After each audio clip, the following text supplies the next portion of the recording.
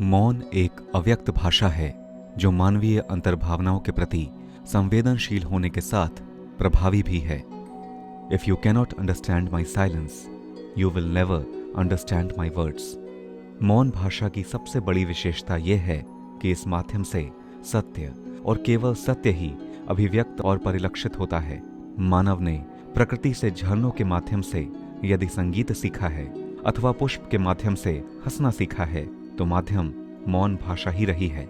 मनुष्य को पर्वतों से ऊंचे शिखरों तक पहुंचने की प्रेरणा भी आदिकाल से मौन भाषा से ही मिलती रही है। परम श्रद्धेय गुरुजी स्वामी सत्यमित्रानंद गिरी जी महाराज के श्रीमुख से उनकी वाणी के कुछ पवित्र अंश प्रस्तुत हैं।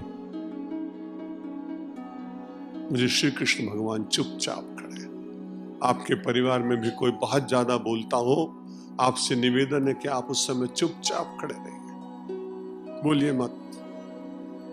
और जब आप बोलना बंद कर देंगे अपने किसी प्रिय व्यक्ति से, एक बड़ी पीड़ा जागती है, आपको अनुभव होगा। जब कोई आपका प्रियजन आपसे नहीं बोलता है तो आपको सबसे ज्यादा व्यथा के क्षण वही होते हैं। दो मित्रों के बीच में बोलना बंद हो जाए तो मित्र बड़ा छटपटाता है।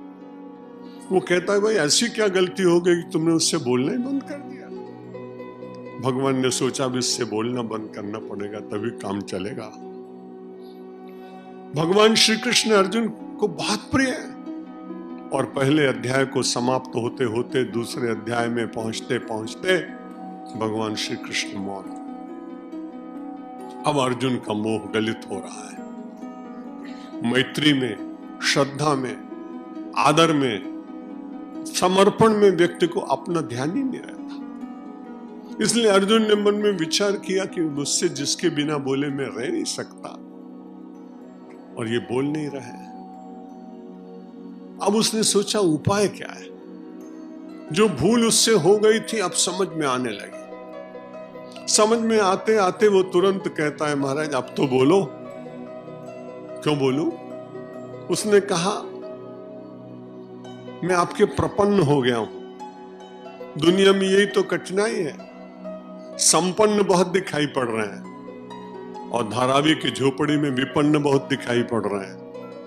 ये पूरा देश केवल दो बातों में बट गया, एक संपन्न में और दूसरा विपन्न में। बटना चाहिए था प्रपन्न में, पर प्रपन्न कोई दिखता नहीं, इसलिए भगवान आते नहीं। अर्जुन ने कहा, यच्छ्रेयः स्यात्। मैं इतना अज्ञानी हूं कि अब मुझे दिखाई नहीं पड़ रहा, अंधेरा छा गया। मुझे मार्ग दिख नहीं रहा, पगडंडी दिख नहीं रही, राजमार्ग दिख नहीं रहा। इसलिए अब मैं हाथ जोड़ के आपसे कहता हूं, यच्छ्रेयः स्यात्, जिसमें मेरा कल्याण हो महाराज, जिसमें मैं बंधन से मुक्त हो जाऊं, जिससे मैं अपनी देह से देहातीत अवस्था का अनुभव कर लूं, जिसमें मैं देह रहते हुए विदेह बन जाऊं, ऐसी मेरे पर कृपा करो आप। यच्छ्रेयः स्यात्। फिर अर्जुन को डर लग रहा है कि भगवान है बड़े छलिया हैं, दो तरह की बातें करना इनको बहुत आती है। श्री कृष्ण भगवान नीति के बहुत बड़े आचार्य हैं, इसलिए आवश्यकता पड़ने पर कोई ऐसी बात भी कहते हैं जिसके दो अर्थ होते हैं। इसलिए अर्जुन ने सोचा कहीं ऐसी बात मेरे साथ ना हो, पहले सीधी सी बात कहता है, यच्छ्रेयः स्यात् निश्चितम् ब्रूहि। इसलिए निश्चय पूर्वक बताइए कि मेरे जीवन का मार्ग क्या है। यच्छ्रेयः स्यात् निश्चितम् ब्रूहि तन्मे। भगवान से इतनी बात कहने के बाद भगवान अब बोले, क्यों कहूं मैं तुझको, मैं क्यों कहूं तुझे? वो कहता है, कहना पड़ेगा। क्यों? शिष्यस्ते हम।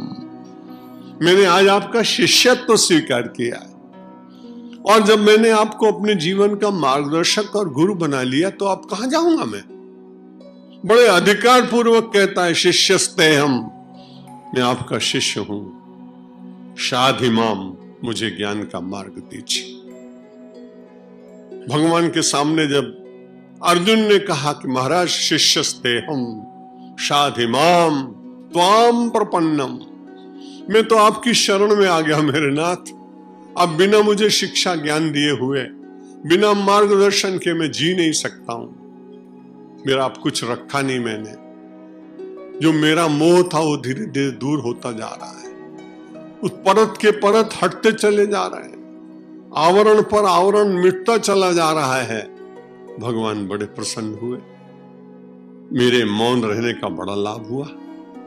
अगर मैं उसी समय बोल देता तो निश्चित रूप से विवाद प्रारंभ हो जाता। मैं मौन रहा तो विवाद बंद हुआ और संवाद प्रारंभ हुआ।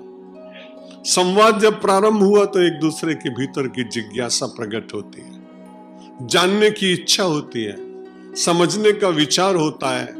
कुरुक्षेत्र के मैदान में अर्जुन खड़ा है, आंखों से अश्रुपात हो रहा है, हाथ जुड़ गए हैं, शीश झुका हुआ है। श्री कृष्ण की इच्छा भी उसके हृदय में विराजमान है।